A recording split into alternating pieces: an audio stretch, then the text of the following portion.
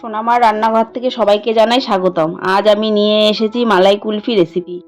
প্রথমে গ্যাসের flame on করে 500 গ্রাম দুধ দিয়েছি। এখান থেকে আমি 2 হাতার মতো দুধ তুলে রাখবো, পরে কাজে লাগবে। 10 মিনিটের মতো জাল দিয়ে দুধ ফুটিয়ে নেব।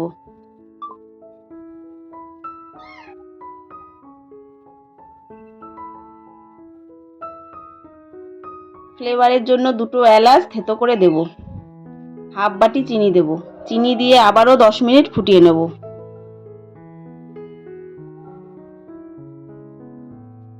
দুধ জাল হতে হতে অন্যদিকে একটা ফ্রাই প্যানে ক্যারামেলের জন্য হাফ বাটি চিনি দেব। এবার গ্যাসের ফ্লেম মিডিয়ামে রেখে অনবরত নাড়তে থাকবো।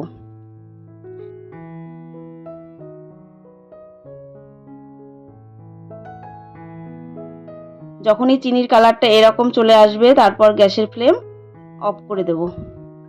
এবার ক্যারামেল জাল করা দুধে ঢেলে দেব। ভালো করে দুধের সাথে মিশিয়ে নেব।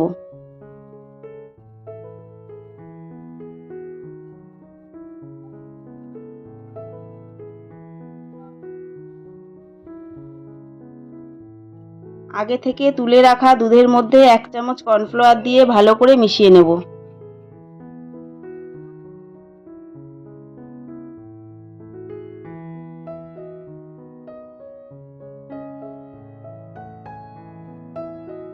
এবার দুধের মধ্যে ঢেলে ভালো করে নেড়েচেড়ে মেশাতে হবে।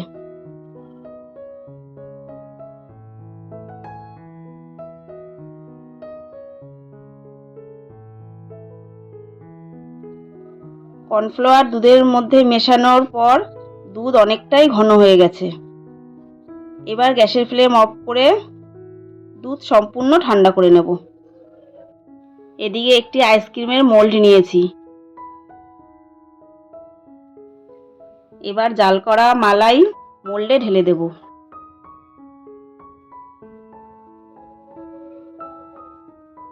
সবগুলো মুখ এবার ঢাকনা দিয়ে ঢেকে দেব। আপনারা চাইলে কাঠিও ব্যবহার করতে পারেন। ইউটিউব থেকে যারা দেখছেন আমার চ্যানেলটিকে সাবস্ক্রাইব করবেন, আর যারা ফেসবুক থেকে দেখছেন তারা আমার প্রোফাইলটিকে ফলো করে পাশে থাকবেন। এবার 8 থেকে 10 ঘন্টা ফ্রিজে রেখে দেব। তো বন্ধুরা, দোকান থেকে না কিনে খুব সহজেই কিন্তু বাড়িতে এইভাবে বানিয়ে নিতে পারবেন। 10 ঘন্টা পর ফিরে এলাম। তৈরি হয়ে গেল অসম্ভব টেস্টি মজাদার মালাই কুলফি রেসিপি। সবাই ভালো থাকবেন, সুস্থ থাকবেন। ধন্যবাদ।